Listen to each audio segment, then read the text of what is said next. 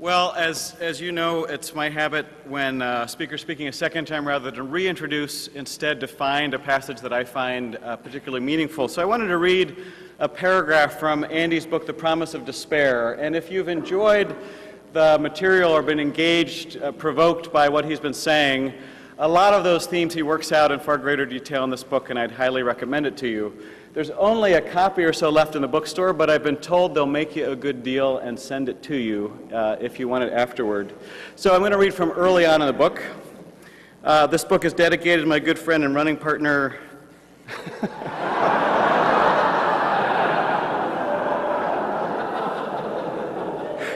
just kidding. All right. No, I'm going to read from a preface. One of the things we love about Andy's work is it's so relentlessly and faithfully honest. So, please don't confuse this work. This is not my attempt at a book like Tuesdays with Morrie, that sentimental romp by Mitch Albom that seeks life lessons through the eyes of one so close to death. I'm neither old enough nor wise enough to offer you such a read. Rather, this book is in many ways an anti-Tuesdays with Morrie. It's a book that sees no kind, wise sentimentality in death, but only a hell that drives me to seek God, to seek a church that can be real and honest enough to speak to the reality of death. I hope at some much later date, when I am on my deathbed, that I can pass on wisdom and gratitude as I face death. But to do this, I must face it now. I must be able to look the monster of death in the eyes and articulate how I see it roaming our world. I must seek God in the darkness of reality. Vintage Andy Root, and we're looking forward to hearing him now. Please welcome him back.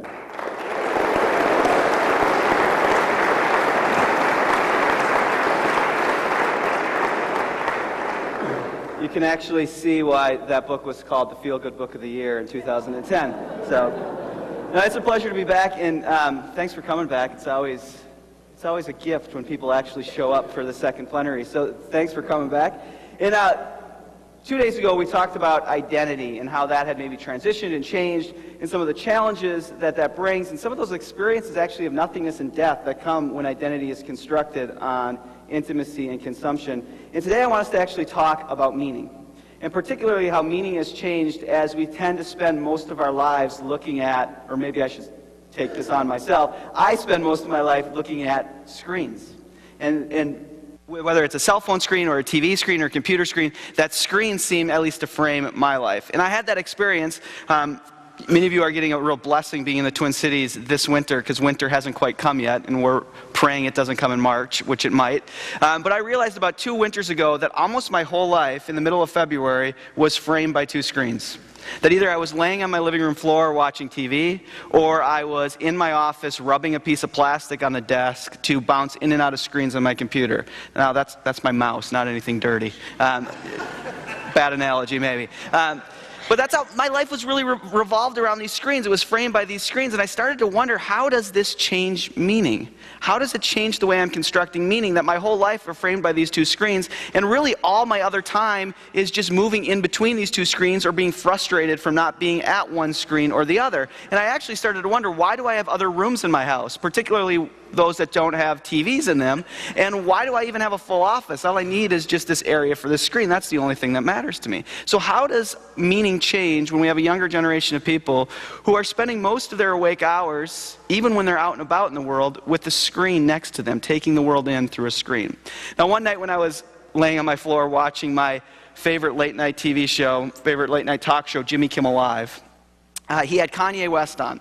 And Kanye West at this time was, well, he is America's greatest narcissist, but Kanye West was a really hot artist at this time, and he was playing a live set right on Jimmy Kimmel's show, and I'm going to show you a clip of it, about 15 seconds. And what I want to ask you to do is to look at the first few rows of young people at this concert. What do you notice, what do you see in the crowd as these young people take in this Kanye West concert?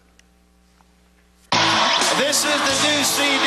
It's called Graduation with the song Stronger, Kanye West.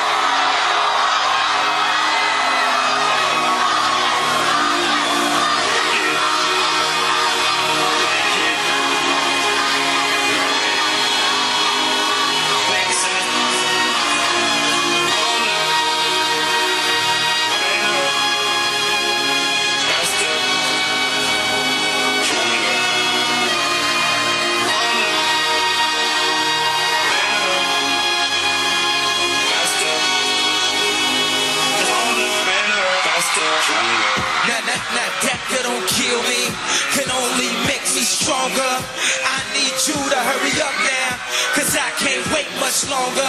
I know I got to be right now, cause I can't get much stronger. Man, I've been waiting all night now. That's a long time. Is this what y'all been waiting for? I need you right now.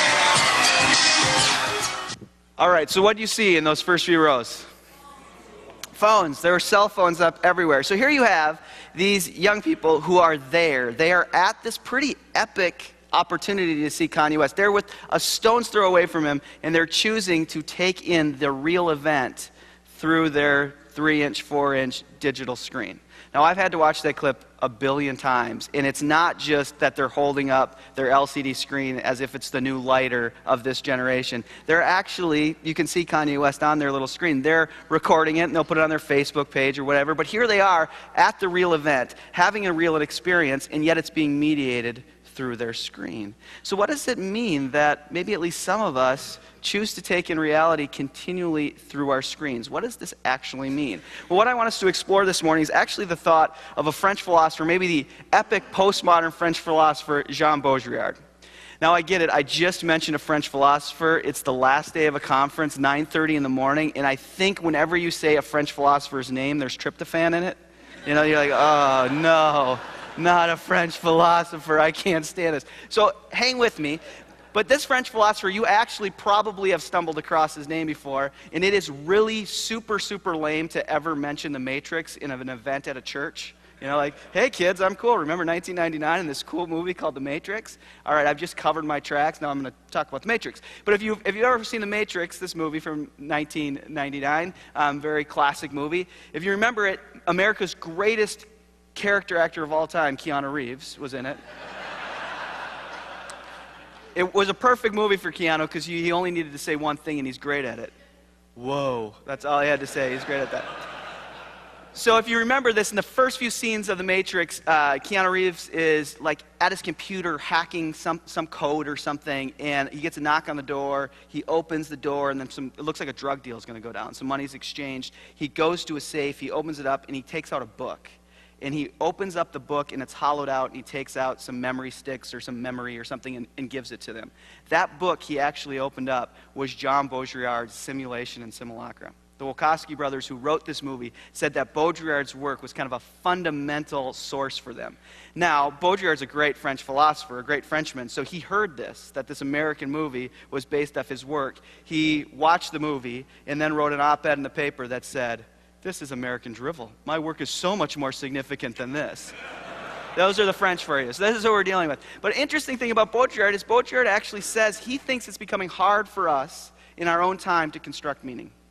And he thinks it's becoming harder for us to construct meaning because we live in a world where we're bombarded by images. That images are everywhere. And it's becoming harder and harder for us to construct meaning because our lives are filtered through the image. Now, why he thinks this is because he thinks that meaning is constructed through a structure of the sign to the thing it signifies, particularly language. That the way you form language is you have a sign to the thing it signifies. So let me give you an example of this. This is my daughter. Well, some of you did, but a lot of you are cruel, cruel people. That is my daughter. Thank you very much. Okay. So that's my daughter when she was about, 6, 7 months old. And we have 2 big dogs. And I don't know why we have 2 big dogs. Now I know you people are cruel. This is just classic American. The baby, who cares? The dog, oh my gosh. If I would have told you I'm raising money for my daughter because she has an illness, I would have got a little bit of money. If I would have told you I'm raising money for my dog who's been abandoned, there would have been money everywhere. This is American culture for you. But I have 2 dogs. I have a golden retriever and I have a black lab. And since my daughter was conscious, she has loved these dogs. And even when she was really little, just months old, when she would see them, she would just scream with glee when she saw them.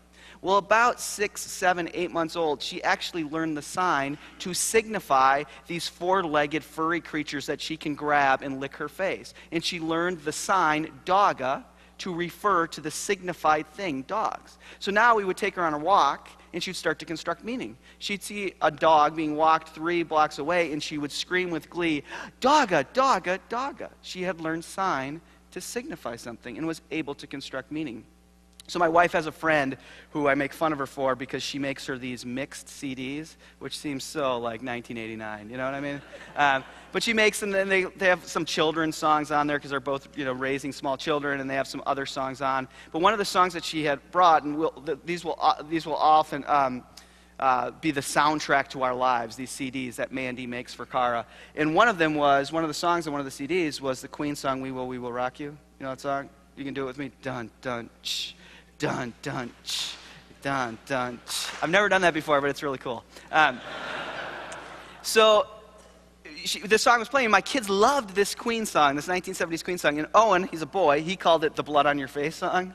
Because the line is, you got blood on your face, you're a big disgrace. Maisie actually called it the Baby song.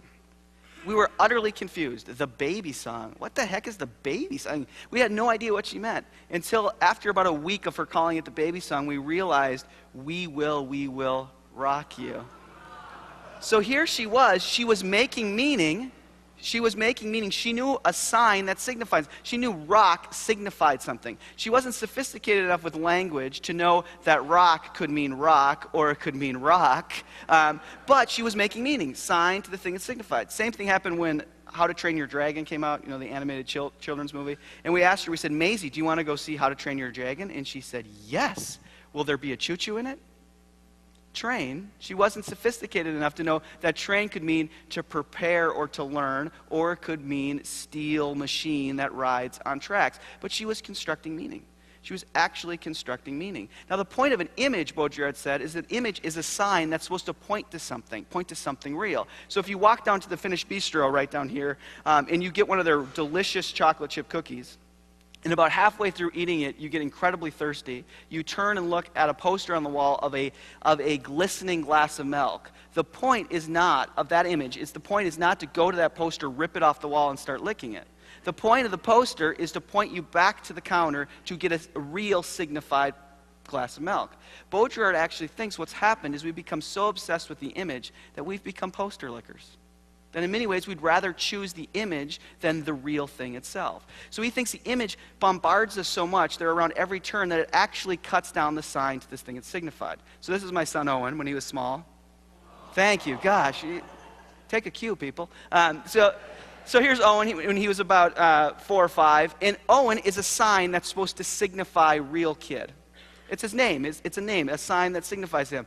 Now what happens, Baudrillard thinks, is we get so bombarded with images, we love the image so much, we live in the image so much, that it breaks this structure down. And we find ourselves just wanting the image. Like this beautiful, idyllic picture of Owen running in this field at this wedding with this other little 3-year-old girl following him. It looks like a postcard, doesn't it?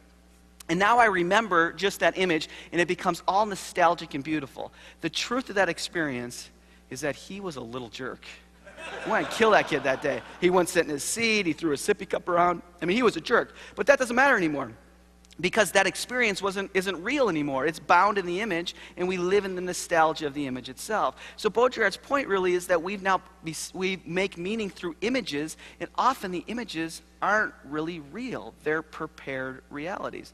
Greatest example of this, of course, is advertising. I mean, there used to be the time in the history of advertising that the point of the ad was to tell you what the thing did, what it actually did in the world. That's not the point of advertising anymore. The point of advertising is what the thing means. So, for instance, kids don't wear Nikes because... I love that picture, too. Kids don't wear Nikes because they are strong shoes with firm soles. They wear Nikes because of what they mean. You can't convince your daughter to wear a cheap pair of jeans, even though they're the same kind as the expensive pair of jeans, because the label, the image of what the jean means, that's what counts. I remember when I was a kid, and this dates me a little bit, but when I was in 5th grade, I begged my mom for a Genera sweatshirt, which Genera was a brand name at the time. And I begged her and begged her and begged her, and she spent like $60 on the sweatshirt. It was a lot of money in the late 80s. And it was the ugliest sweatshirt probably known to man. It was these football players, old-time football players with their arms around each other. Some of you will remember this sweatshirt. And I remember even putting it on one day to go to school and thinking, looking in the mirror, and like, this is ugly. I don't know why I like this. But I knew the brand meant something, that I was making meaning with it. And so young people buy jeans. Young people buy shoes not because of what they do, but actually what they mean, what the image means. And they construct meaning out of the image itself. Let me show you a clip that maybe will help this make a little sense. I've talked a lot about TV. I'm going to talk more about TV, so I better show you TV as we go on. So here's a clip that comes from actually a documentary from Frontline, in just a few minutes talking about how the image and how advertising itself is not about what the thing does anymore, but what the thing means. And watch how the sign gets disconnected from the thing it signifies. Look at the coffee as it gets darker and stronger. Not so long ago, the high-concept ads of today were all but unthinkable. Soap has never smelled this good before, and neither have you. Ads laid claim to real, tangible differences between one product and another. What were brands? They were based on what I call ER words. Whiter, brighter, cleaner, stronger. Smoothest, mildest, tastiest cigarette. Watch any commercials on American TV and you'll see these words up in the first 3 seconds, hammered remorselessly into your brain. But at some point, these words ceased to have meaning. We no longer believed that one product was any brighter or cleaner than any other. Everything works now, you know. French fries taste crisp, coffee's hot, you know, beer tastes good, unless you live in America, and then, you know, you got to live with what you get. But all these things now are table stakes. By the early 1990s, a new approach to marketing came to the fore.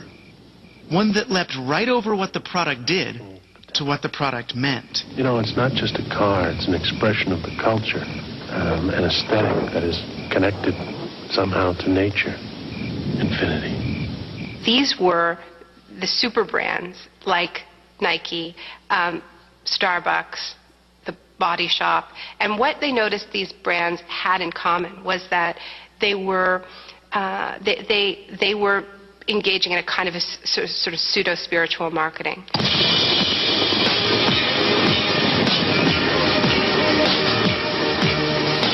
So Nike said that they were about the meaning of sports, but more than that, that they were about transcendence through sports. Starbucks said that they were about the idea of community, a place that is a third place, that is not home, not work. Benetton was, of course, selling multiculturalism, racial diversity.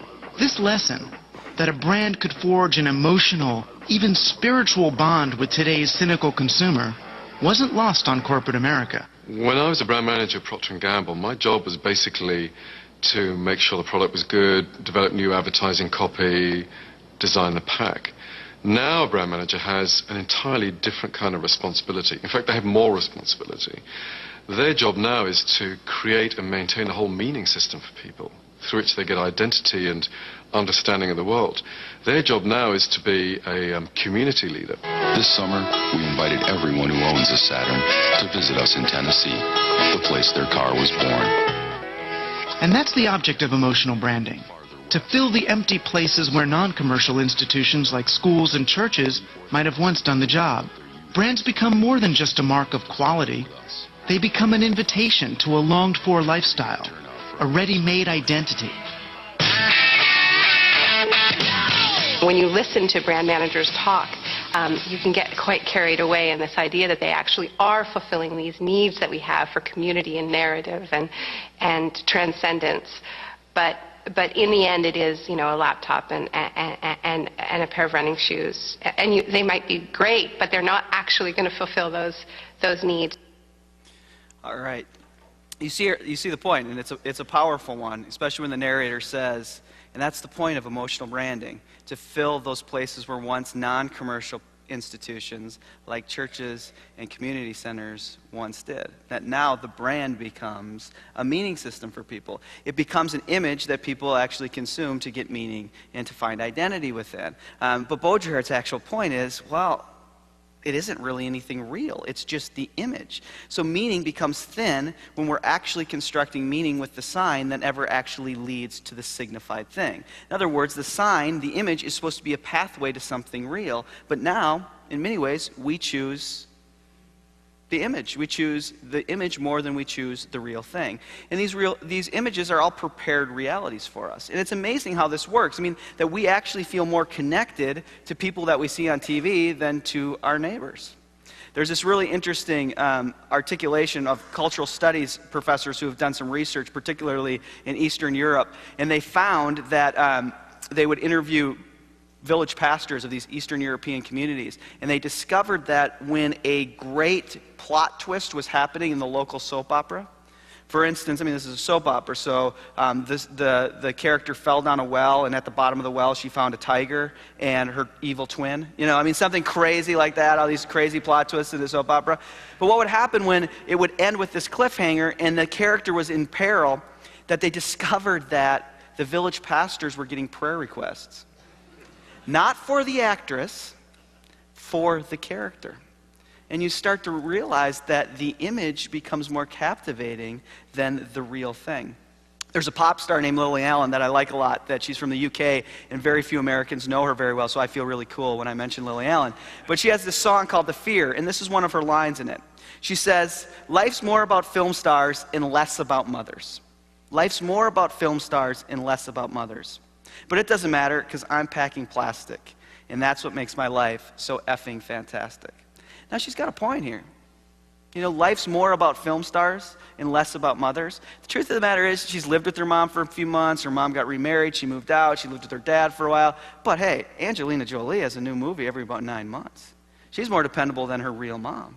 I mean, Angelina Jolie, and you can find a picture of her every day on TMZ or whatever other website. I mean, you can follow her more than her mom feels evasive to her, but the celebrity, the image of consuming the celebrity is there every day. And then she says, "It doesn't matter because I'm packing plastic." Now, you should probably never exegete a pop star's lyrics, but "I'm packing plastic" probably means one of two things. Either she's got a credit card with a huge credit limit that makes her life fantastic, or she's had her breasts enlarge, which makes her life, becomes the measure of what makes her life so fantastic. You see again that the image becomes more important than the real thing.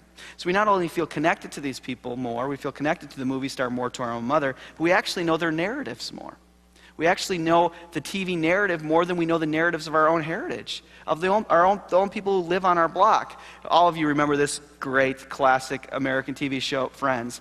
My wife was utterly addicted to this show. She loved it. I was more of a Seinfeld guy. She was more of a Friends people. But this is when NBC was at its best, you know, must-see TV on Thursday nights. And we would watch this. And I remember one particularly great Friends episode. It was over, and Cara leaned back on the couch and kind of sighed with absolute TV delight, and just was a great episode.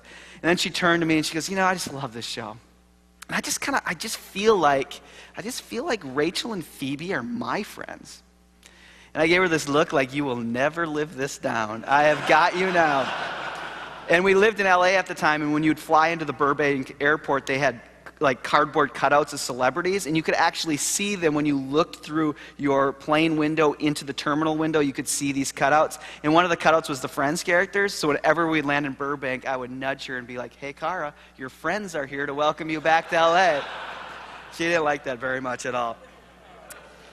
But also, and we live in this neighborhood here, and there's a baby group in this neighborhood of moms, mainly moms, but some dads who get together when their kids are young, 2 and 3, and just kind of let their kids play and go all out and kind of commiserate and spike their coffee to make it through another day of raising small children.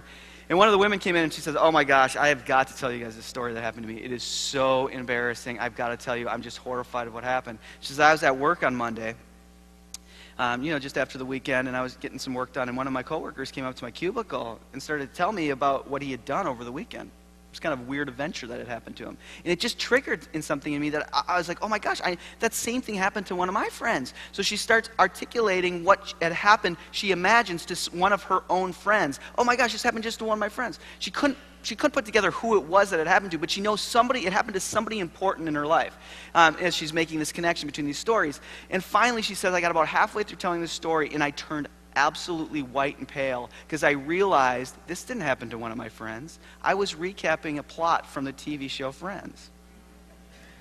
So we actually feel more connected to these prepared narratives made on sound stages in Hollywood, made in recording studios, created on Madison Avenue. We actually feel more connected to them. So we find ourselves then in the realm of the simulation.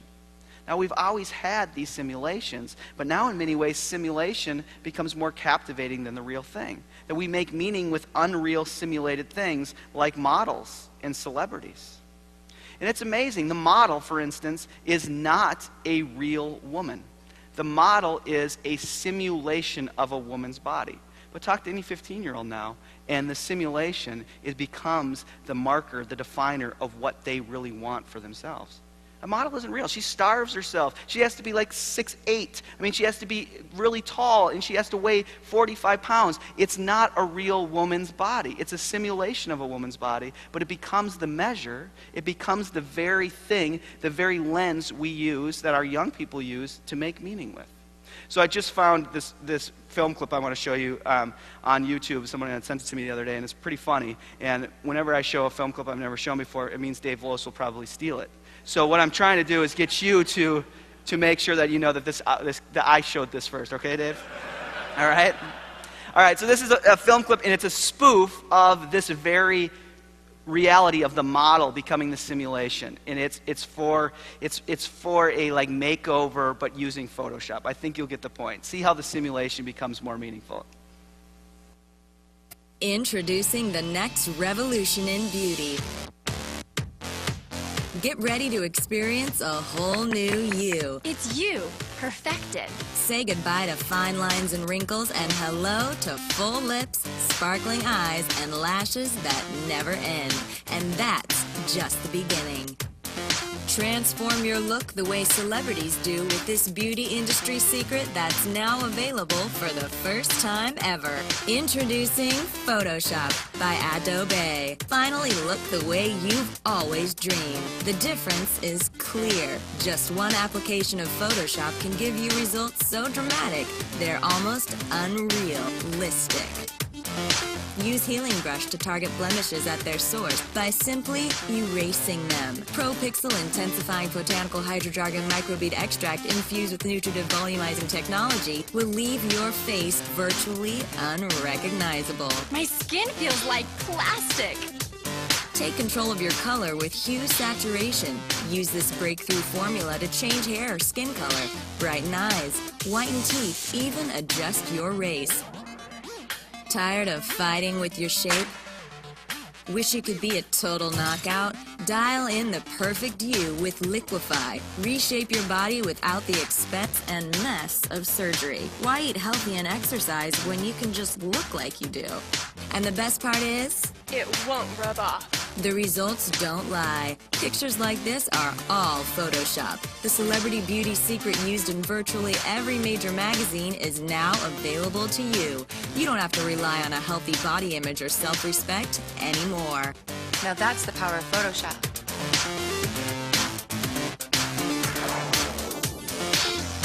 There's only one way to look like a real cover girl. Photoshop by Adobe. And maybe she's born with it. No, I'm pretty sure it's Photoshop. All right, so you get the point. I don't know if you heard the last line where she says, maybe she's born with it. No, it's probably Photoshop. But that, I mean, even when we know it, even when we logically know, and you can have this conversation, have it in confirmation next week with 15-year-olds. They know, they're savvy enough to know it's Photoshop, but still, someone calls them fat. Someone says that they don't look as good as whatever other movie star that they like. It hurts. It hurts. Because in many ways, the meaning they're constructing, what beauty is measured by the image, not the real thing. The sign sets the terms for what's real, not the very signified thing.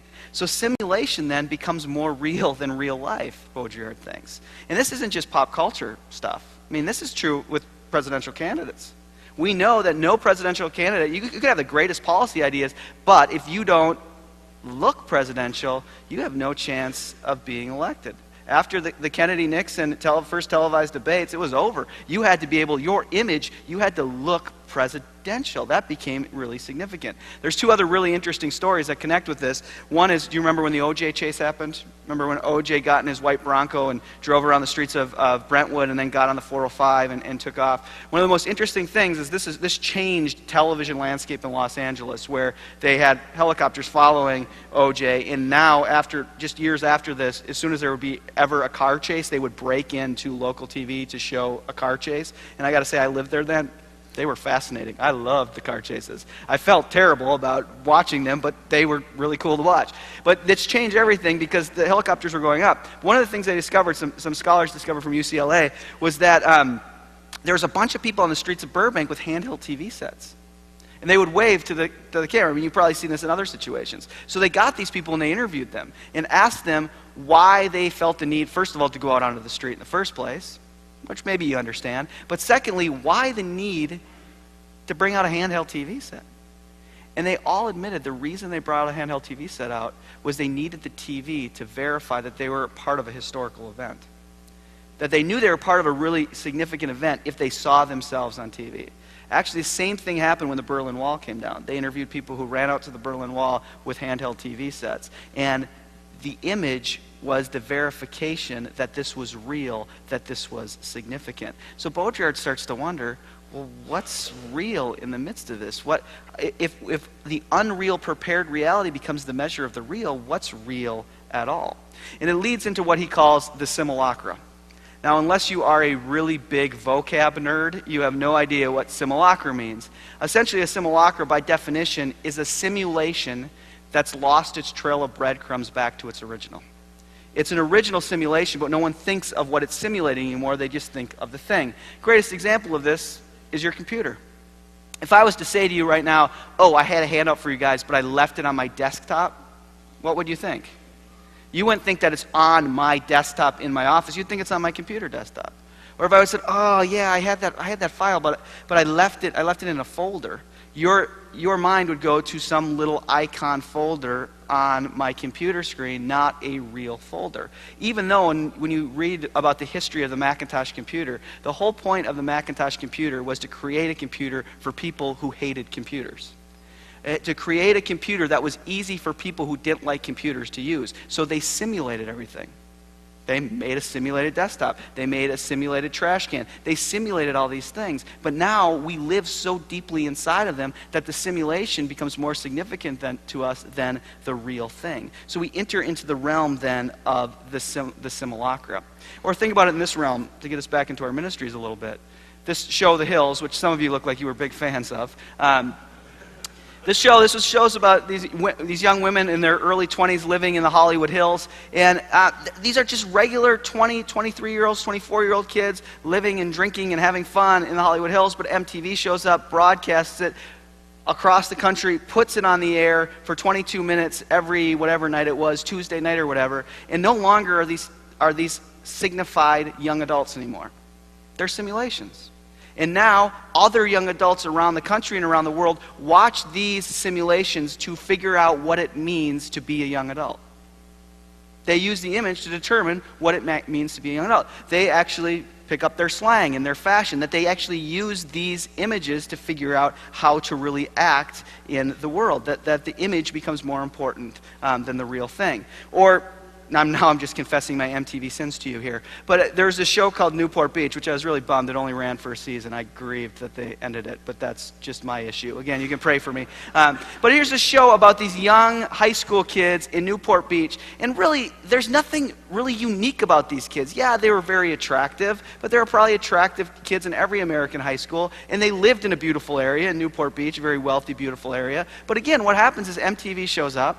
They record their lives, they edit it down, they broadcast it across the country, and these are no longer kids anymore. These are images. These are simulations that other kids consume to figure out, and this is where it gets weird, to figure out what it means to be a kid. Well, you're already a kid, but you use this image to figure out what it actually means to be a kid. And then it gets really bizarre because you can now, as you see in that kind of right corner, you can now go onto MTV.com and you can play virtual reality games where you get to hang out with these people. So the levels of simulation are crazy. So you're watching a show that's simulated, and then especially The Hills had this, they would have like an after show, which was like a post-game show on what had happened there. So then there's another level of simulation, and then you can go onto MTV.com and you can actually use virtual MTV money to hang out with these people and buy clothes. Now, I get video games to an extent. I get why you would want to kill zombies or be a wide receiver for the Vikings in Madden or something. I don't get why you want to play a video game where you're a kid. I mean, you already are a kid, but then you get to play this game where you get to be a kid. Well, it's not actually that you get to be a kid. It's actually that you get to be a sign. And that has certain power connected to it. So watch this. This is the very end of The Hills. And look for the levels of simulation here.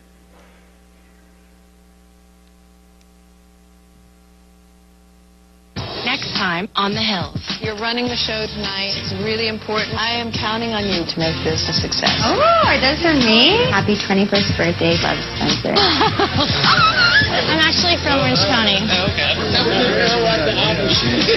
You have to seat 390 people in 15 minutes. Okay. Go. We're ready to go.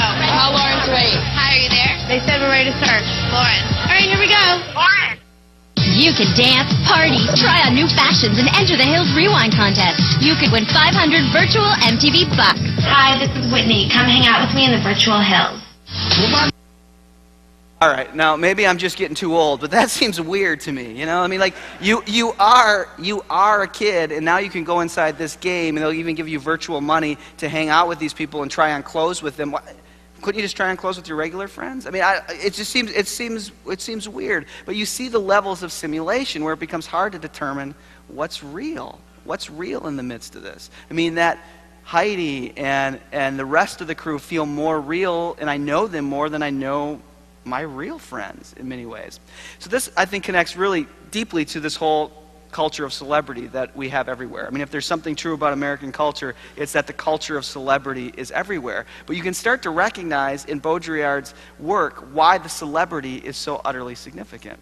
Because in many ways, the celebrity is not a person. The celebrity is a sign all of us use to consume, to make meaning with. And they're pretty powerful. I mean, it's pretty powerful to be a celebrity, because not only are you rich, but more importantly than being rich, you are something, your own person is what people are using to construct meaning with. I don't know, this is my last confession of my MTV sins, but it's a big one. I used to watch My Super Sweet 16. Some of you know this show. If you don't know this show, you don't need to watch it. But it was a show about all of these kids. They were mainly girls, sometimes boys, but mainly girls who were getting ready to have their Super Sweet 16 birthday party. And it was going to be super because their parents were filthy rich, and they were going to spend upward near $10,000 to $100,000 on this birthday party. And so the whole show was really about preparing for this birthday party. The most fascinating thing from a cultural analysis perspective of this show was that these kids who were already filthy rich, the way that they would organize their party was as if they were a celebrity. So they would use the money to have a red carpet and have paparazzi to come in on a white horse. It wasn't enough just to be rich. It was more important even to be a celebrity. See, in this country, it's really important to be rich. I mean, money does things, but more important than being rich is to be a celebrity. I mean, that's real power, because it's real power because other people are watching you to decide what to wear, how to act, how to talk. That becomes really significant. So when you're a celebrity, what you become is you become an image that other people, a sign that other people use to make meaning with. But you lose your humanity in it. That you are actually no longer a human being, but just a sign. It's the reason why, as soon as we get sick of these people, and it's happening right now with Kim Kardashian, that we start to just discard her, throw her in the garbage. We don't care. It becomes fodder for joke. We love to humiliate our celebrities after a while, because once we're done using them to make meaning with, they're not people. I mean, they're just images. So we can just eject them out of our lives. Same reason they go crazy. I remember when Britney Spears went nuts and shaved her head and went crazy. They had just done a documentary with her just months before this had happened. And there was this haunting scene of her talking about her experience in growing up since she was 13, even younger, being in the spotlight. And there was this moment where the camera was in her face, and they asked her what it was like, and she looked at the camera, and her eyes looked dead. And she just said, "People just want things from you, and sometimes you just don't even feel like you're a person anymore." Well, she isn't. She isn't a person. She's an image. And we've used her. We've paid her off well for it. I mean, we've given her $40 million a year or something to do it, but we don't see her as a person, so we simply discard her. Now, I'm going to tell you something, and it won't hold up in the court of law, but it just might be that the celebrity stalker does something much healthier than the rest of us do. Like I said, this will not hold up in the court of law. So I go, oh, I'm going to fly to LA today and find Brad Pitt and hang out with him. But what the celebrity stalker actually does is the celebrity stalker says, I love Brad Pitt. I've seen every one of his movies. I have his picture all over my wall. I have made so much meaning with his image. I demand that him as a sign that he signify himself. I demand that he be part of my life. So you go to LA, you go through his garbage, you wait outside of his house, you stalk him.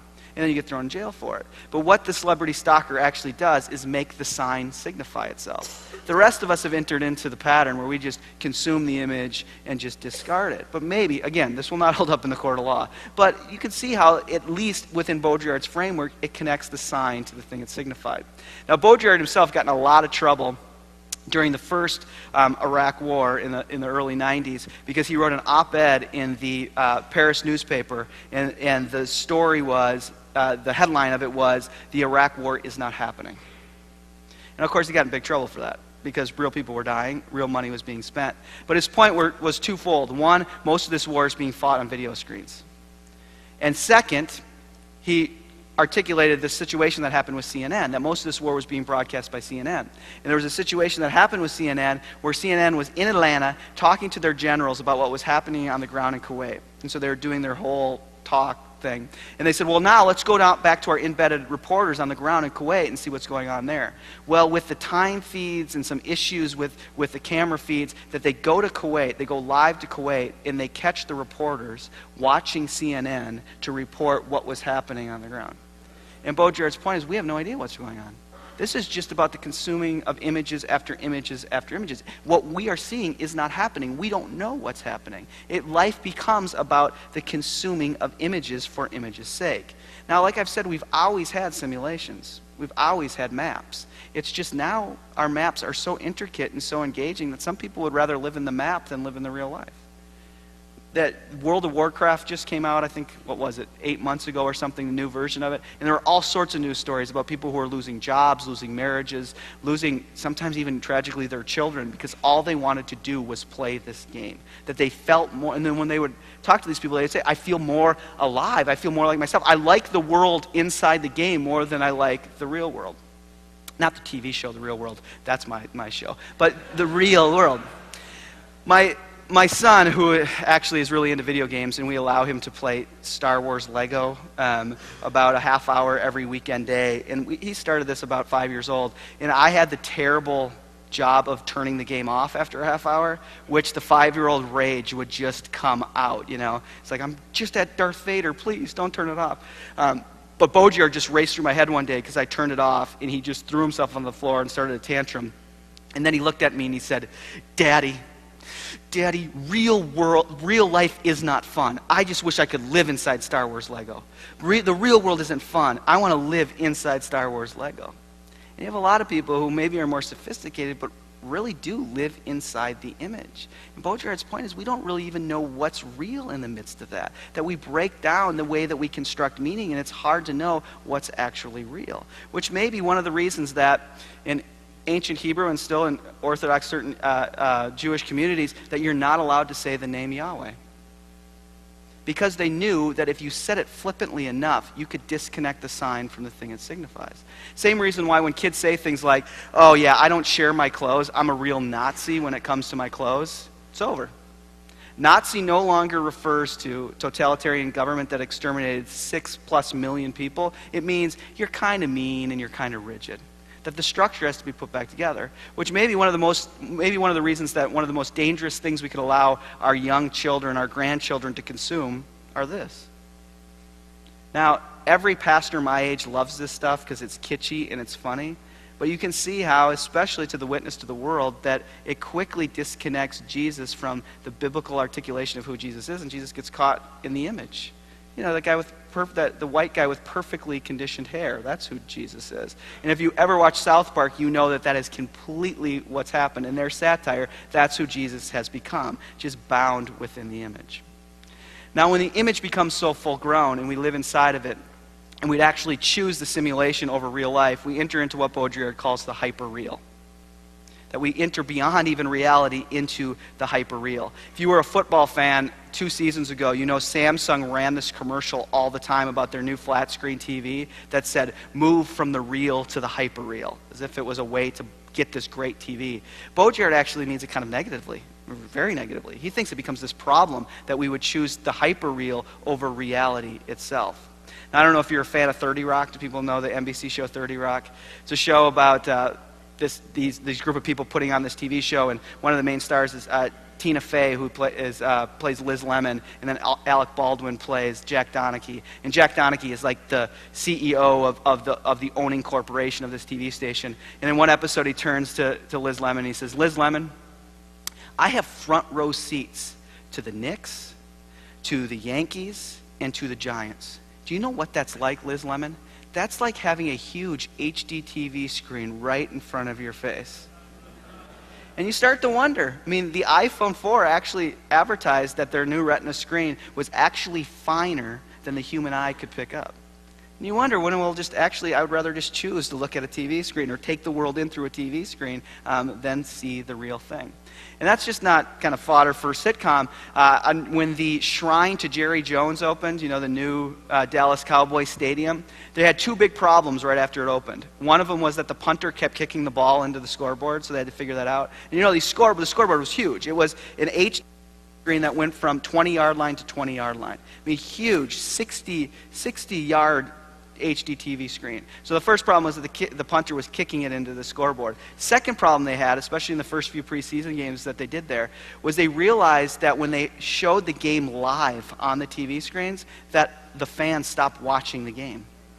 They would watch it on the TV screen. It was happening right there, but they were choosing to watch it on the TV screen. So they started to have to only show highlights and replays on the screen and not the live action of the game because people wouldn't watch the game. We've entered into the hyper real. I don't know if you've seen this TV show on TLC called The Baby Story. It's about a 22-minute romp through the miracle of birth. And so it starts before the first commercial where we find out about the woman and her expectations for this pregnancy. After the second commercial, the pregnancy happens in about, the birth and labor happens in about 6.5 minutes, and then there's a commercial, and then there's a homecoming. Now, when Cara was pregnant with Owen, we watched the show all the time. And it is very sentimental, and she would cry every time she watched it. And she at least had the excuse of being pregnant. I was in the corner, like, fighting back tears, like, this is stupid. But one day we went to our midwife, and we were just, waiting for her to get some things set up. And her name was Ursula. And Ursula was this big, strong, about 60-year-old German woman. And we were in New Jersey at the time. And she was just all business, just all direct. And so we were just waiting around, and she was getting her stuff ready. And we said, "So Ursula, have you ever seen the TV?" I asked her. I said, "Ursula, have you ever seen the TV show The Baby Story?" And she snapped her neck around, raised her finger, and said, "I hated that show." It's like, oh my gosh, she's going to kill me right here. I'm sorry, I didn't mean it. And so after a few seconds, we were like, holy cow. After a few seconds, she realized she should explain herself. And she said, I'm sorry. But I do hate that show. I despise it. And she said, it's been shocking to me. She said a few times, at least 2 or 3 times, she said, I will go to a woman's room after she's given birth.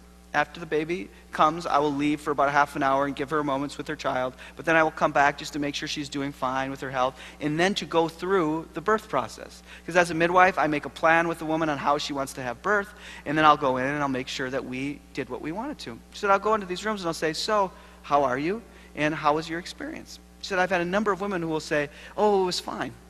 So, well, wait a minute. You seem less than satisfied with this. No, really, it's fine. No, I'm fine. No.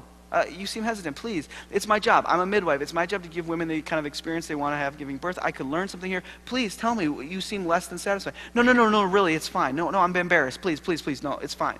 No, please, really tell me. Ursula, she's not going to take no for an answer. She said, finally, these women reluctantly will say, well, I guess, I don't know.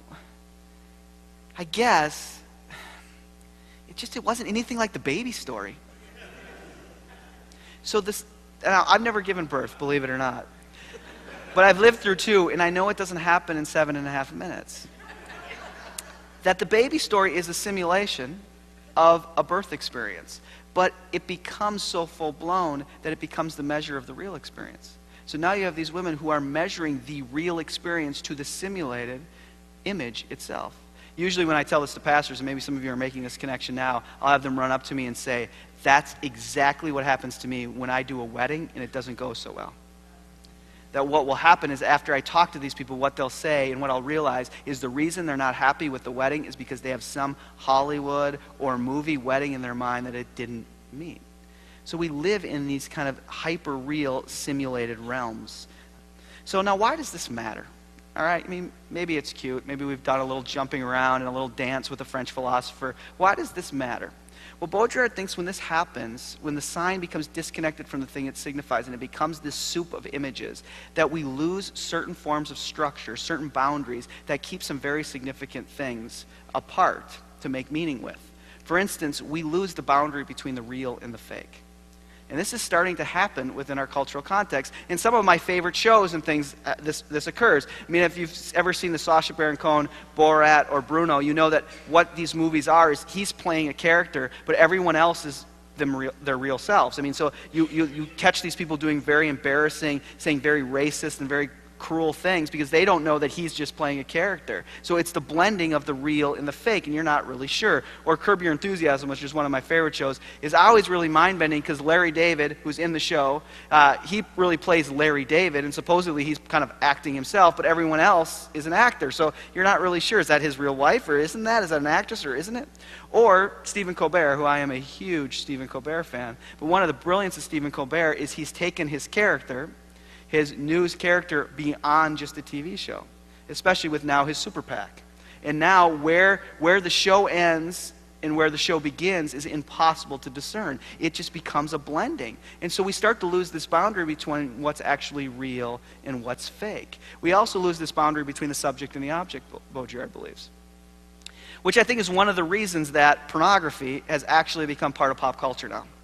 It used to be kind of this dark underworld thing, but now listen to Conan and Jimmy Kimmel and other late night comedians, and pornography is just part of the joke. I mean, it's part of the culture. I mean, maybe it's a risque part, but it's nothing to be ashamed of anymore. It's just part of the culture. Well, I think we lose the difference between the subject and the object. And of course, we also lose this boundary between the true and the false. And it doesn't matter what political bent you have, whether you watch Fox News or you watch MSNBC, you realize really quickly that none of them care about the truth.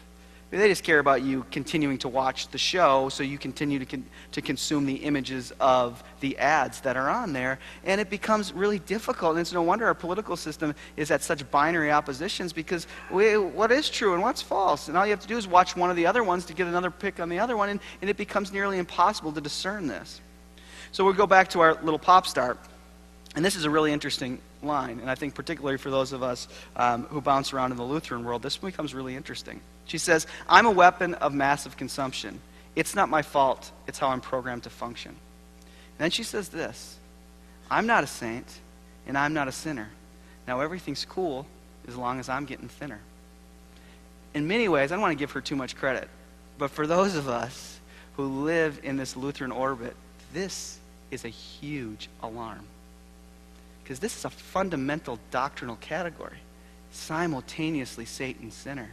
And in the Reformation, and for most of the time after the Reformation, this was incredibly good news. This was incredibly contextually brilliant, that you don't have to worry if you're good or bad. It's not about you doing a work to make yourself either a saint or a sinner. You are simultaneously, in God's grace, you are those things at once. You know what she doesn't care. She doesn't care about the category. She doesn't give a crap about the category. She doesn't care if she's a saint or a sinner. What she cares about is that she's getting thinner. Now this becomes an issue. And this means that some of us really have to do our work because the very theological categories that we work with, they just don't even make any difference to her. And that is a difference. I mean, that is something that we really have to think about when the very theological categories don't even resonate. It's not that she's against them. They just don't mean anything to her. What means something to her is the image that she's getting thinner. I don't want to give her too much credit, but it becomes, I think, an incredible alarm that makes us have to rethink, what do we mean by that? What is the heart of that doctrinal perspective? How do we live it out? Because simply just using the category, she's ejected it. She doesn't need it. Saint and sinner simultaneously, I care about that I'm getting thinner. And that becomes, I think, a pretty big issue. So it's probably not that we don't have meaning anymore. It's almost that there's too much meaning. That there's too much meaning. There's too many images free floating everywhere. And life really becomes about consuming images. And it is amazing in our cultural context that the people who often become the most successful now, especially in a digital age on the internet, are the people who can access and use Google the best. You know, I mean, you don't really need to remember anything. You don't really need to be all that smart anymore. You just have to be really good at accessing Google. And some of us feel like, I don't even know how to find good information, and other people really know how to find it. And that becomes the new measure of brilliance in our cultural context, if you can organize images the best. And what does Google do? Google is worth almost billions of dollars, and what does Google make? They don't, well, they're now making cell phones and things like that, but for the most part, they made their fortune on nothing. They organized, I mean, brilliantly, they organized images. They organized images better than anyone else, and it became a huge deal. So Baudrillard says this, he says, "We are witnesses to the unprecedented evaporation of the ground for meaning. The quest for some division between the real and the unreal, even the true and the untrue, the moral and the immoral, is futile." Now you get it. You can even hear it in here, the French philosopher coming out, which is, we're screwed, so let's drink wine and die. That's basically where he ends. I've just given you the end of him. But what do we do with this? I mean, how do you deal with this? Because let me be really honest here. I've just talked to you about how the image moves us beyond the real thing, and all I've done is show you a PowerPoint slides full of images and show you a bunch of clips. So in some ways, there's no way out of this. This is the world we live in. I actually wonder if it's not helpful to think about this little place. The happiest place on earth, Disneyland. Actually, Baudrillard uses Disneyland as an analogy in his Simulations and Simulacra, and he says Disneyland is the mecca of the hyperreal. Now, if you've ever been to a Disney theme park, you know that after you spend $45 to park your car, what's the next thing that you encounter after the tickets? Main Street, right? That you walk through Main Street. Well, Main Street has become a simulacra. There are very few main streets in America anymore, but they were a simulation, but now they don't really exist. So you walk through Main Street. Then if you spend time in Disneyland or Disney World, you realize really quickly that everything is a simulation. That anything you can actually touch and feel is not real. If you are at Disneyland particularly, and you go over to what used to be Tom Sawyer's Island, it's now been rebranded as Pirates of the Caribbean Island, and you spend $65 on a hot dog and a soda for lunch, and you go over there to eat it, any trees that your kids can climb on are not real. They're cast plastic. That anything you can touch and feel is not real. It's better than real. It's hyper real. It's beyond the real. And any of those old rides that are still using real trees, they've been cut and colored towards the hyperreal. So they're fluorescent pink, the trees. Now, we did a really terrible parenting mistake, which we took our kids to Disneyland when they were, I think Maisie was 9 months and Owen was 2.5. Not smart. If you want your money worth, they need to be like 7 or 8 to kind of get the magic of the Magic Kingdom. I knew that I was in big trouble when I was spending all my energy saying, look, there's the Nemo ride. You love Nemo. Like this, kid. This is, make this worth my money.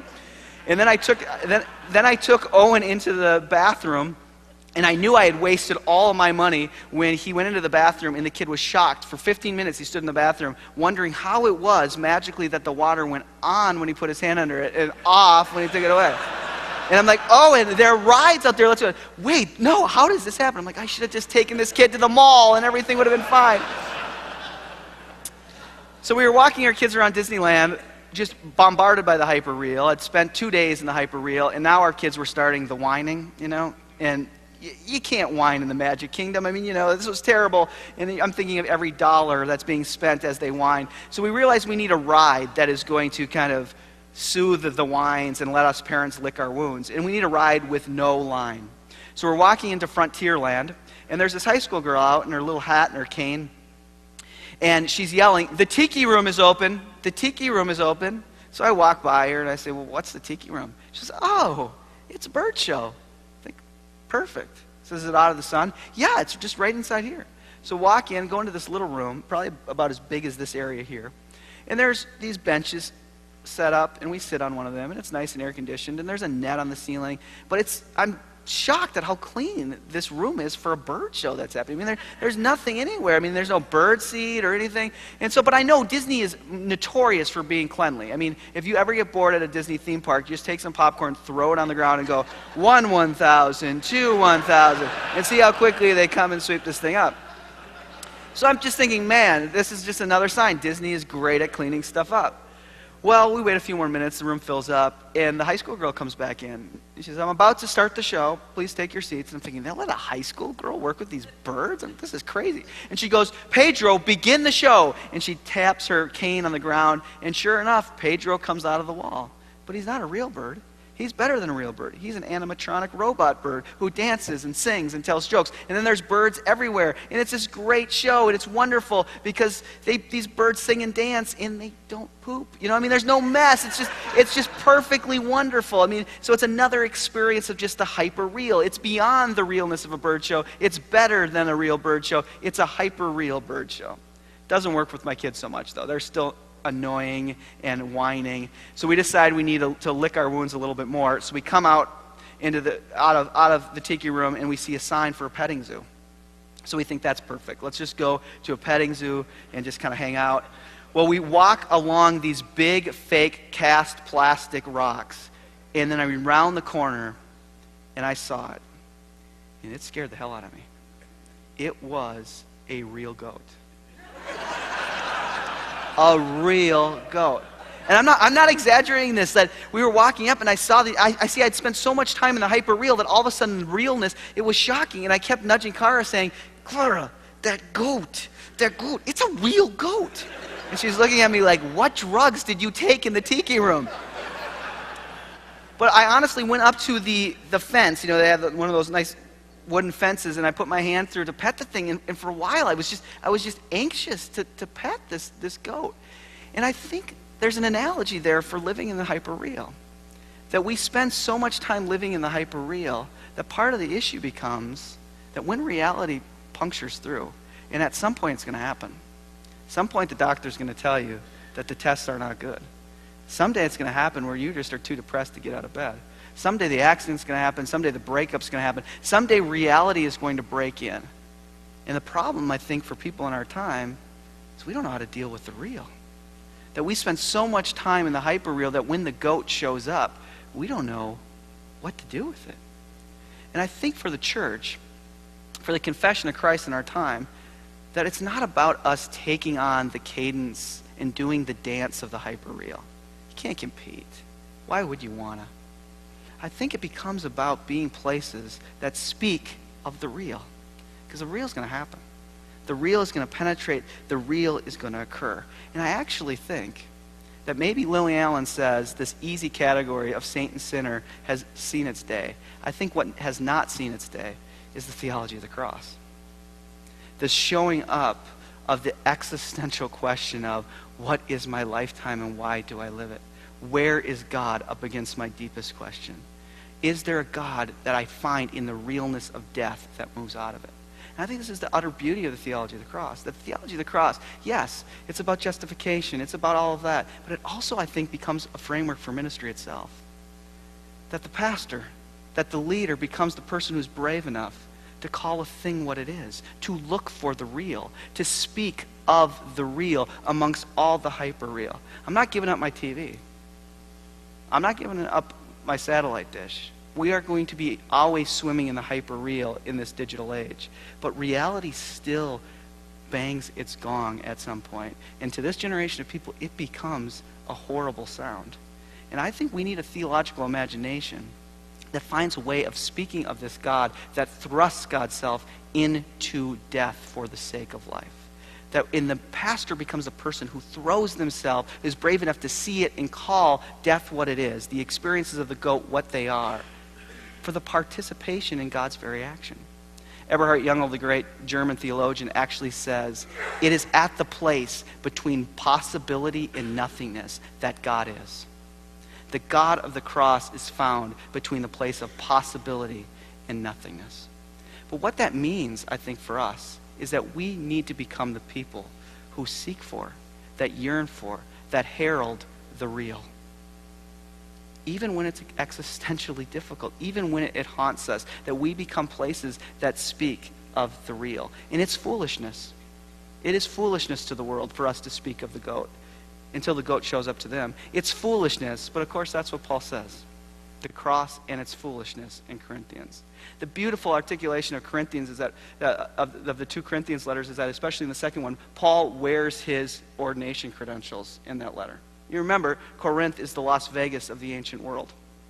Everything important goes through Corinth. Everything exciting goes through Corinth. And they have received Paul's letters. And they think, this guy is something. This guy plays on the strip. This works. And it all works until Paul shows up. And then he shows up, and they think, really? This is the guy? He's bald, ugly, and worse, he's boring to listen to talk. I mean, this is the Paul of the letters? This is the Paul? This doesn't, let's go to the Blue Man Show, man. This is not playing here. And so Paul gets word of this, and so 2 Corinthians becomes his response. And Paul must have been from Minnesota because he starts passive-aggressively. You know? It's like, I could boast if I wanted to. I mean, I even know a dude who's been taken up into the third. I could boast if I want. I won't. But I could. I won't. But I really could if I really wanted to. I could. I won't. No, but I could. So he says that. I won't do that. But then he says, you know what? Paraphrasing, he says, you're right. You are exactly right. I'm boring.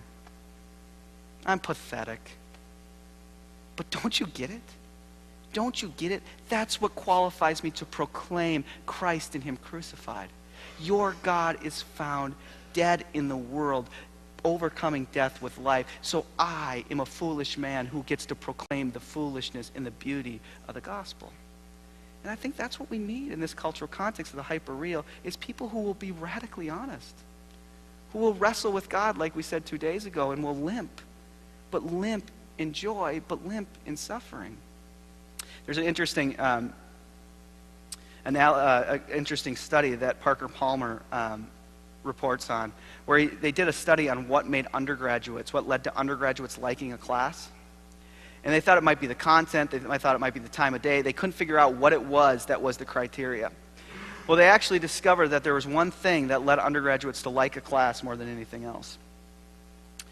And they had interviewed these students, for instance, that had taken a physics class, and they would interview these students and said, so do you like this class? And this physics student would say, first-year physics student would say, I love this class. So, well, why do you like it? Did you get a good grade? No, I barely passed. I just barely passed. Well, did you learn a lot then?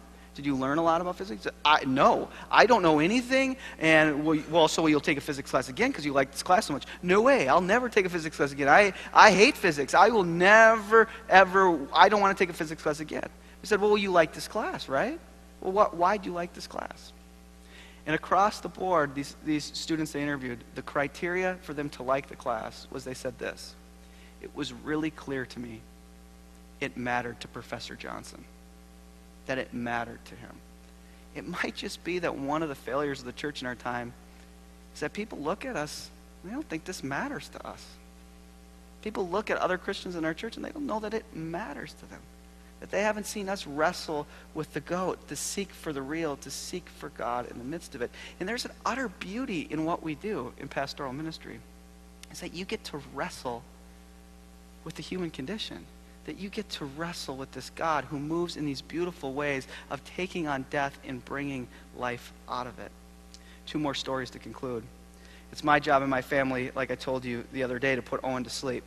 And not only does he get nightmares in his closet right before he goes to bed, but he also asks his deepest, most existential questions right at bedtime. But I'm never sure if they're ploys to stay up later or they're real questions, you know? And I got to get things done. I got to go downstairs and watch MTV for research purposes. And so this one night he had this incredibly deep question. Now it all stemmed from the fact that I had decided at one point that I didn't want to raise him around these easy parameters of good or bad. Like when you do this, you're a bad boy. When you do that, you're a good boy. It seemed too moralistic. And after all, I feel like the biblical narrative rested on something much more sophisticated and deeper than are you a good boy or are you a bad boy? It seemed to rest more on something like, do you serve death or do you serve life? Do you serve the God of death or do you serve the God of life? I mean, we know this, like the story of the woman who hides the spies who come in to check out Jericho, that she hides them in her closet, gets a knock on the door, says, have you seen spies? This is an issue of national security. Have you seen spies? She's like, spies? I don't know what that is. Can you spell that word for me? I've never even heard of that before. I mean, she just flat out lies to these people, and we're told she's done the will of the Lord. So it's a little bit more sophisticated than just good or bad. So I tried to raise Owen this way. So when he would treat his mom meanly, I would say, Owen, we serve life in this house and not death. And when he would be mean to his little sister, I'd say, Owen, we are about life here, not death. Now I get it. It was a bit much for a 1.5-year-old, you know? But he actually got it, because one day we were going on a walk, and he tripped over the sidewalk, and he fell, and he kind of skinned his knee. And we ran up to him and said, Owen, are you okay? Are you okay? And he's like, yeah, I'm fine. And he lifted up his pant leg, and it was red and bleeding a little bit. And he said, yeah, I'm fine, but death made me bleed. So he got this. So I'm putting him to bed this night, and he turns to me with big eyes, as if a question has been brewing in his being for a while. And he looks at me, and he says, Daddy, I have a question. And I said, oh my gosh, hurry up, kid. I got stuff I got to do here. And he says, Daddy,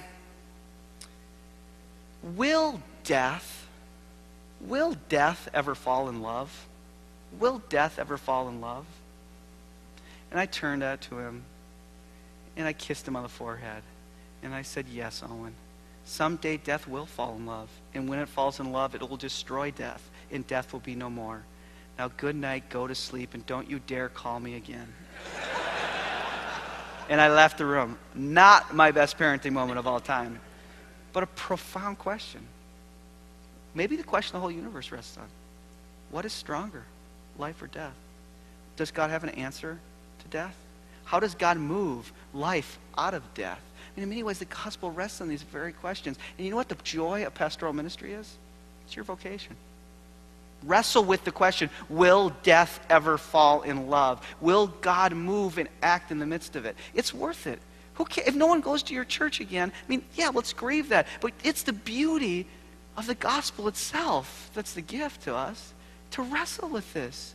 And I have a feeling that if we do that, the people who the goat shows up are going to find themselves in our churches. But the point is, the Word of God itself. Karl Barth had a great line where he said, the pastor better not love her church more than she loves the Word of God. Will death ever fall in love? The wrestling with this. Last story is that when a few years ago, Kara's grandfather was on hospice care, and we knew that he was going to die. And he actually ended up dying. It was no surprise, but he ended up dying on a Sunday morning. And Kara got the phone call right before she was headed off to church to do the service. And she received the word. And again, it wasn't a surprise, and said, okay. And so she, took it in stride and grabbed Owen and put him in the car and headed off to church in South Minneapolis. And about halfway down 94, she just broke down and started crying, realizing that she'd never see her grandpa again. Even though it was no surprise, it still was this loss. But she looked in the rearview mirror and could see Owen kind of looking at her. And she said, Owen, I'm sorry that I'm crying. I'm sorry. And he said, well, why? He's 3 at the time, so it's why is to everything. But why? And he said, well, Kara said, I'm just sad. I feel so, I feel bad because my grandpa's dead and I'm never going to see him again, and I feel sad. And he said, oh. And they looked out the window, and she drove and got off on Hennepin Avenue and pulled around and got to the first stoplight. And then he turned to her and said, Mommy, Mommy, in a stage whisper. He said, Mommy, I have a secret. And she said, what? He said, it's a secret. She says, what is it? He said, Mommy, someday Jesus is coming back. And when Jesus comes back, you will be with your grandpa again. And death won't be again. But it's a secret. And it is. It's a secret. Not the kind of secret we don't want to tell anybody about. Not the kind of secret we want to hold and possess and not let anyone know about.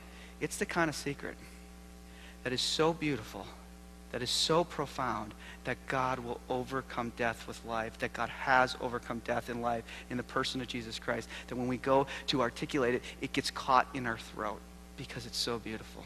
It's so wonderful. The possibility is so rich. This is our confession to the world. This is what we give to the world, our secret, that God has thrust God's self into death to overcome it with life. And you get to be the curators of that word. And it's beautiful. It's wonderful. And it's an amazing gift. Let us pray.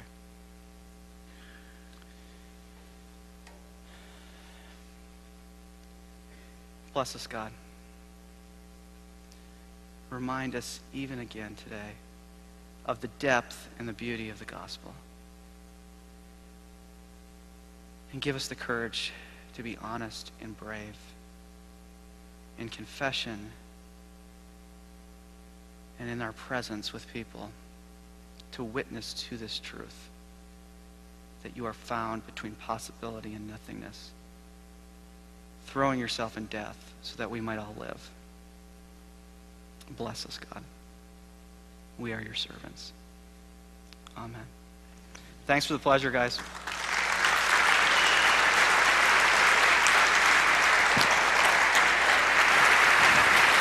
Thanks.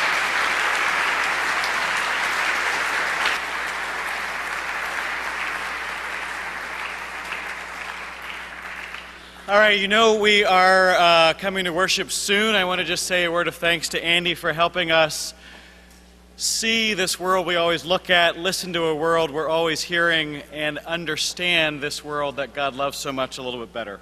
So thank you.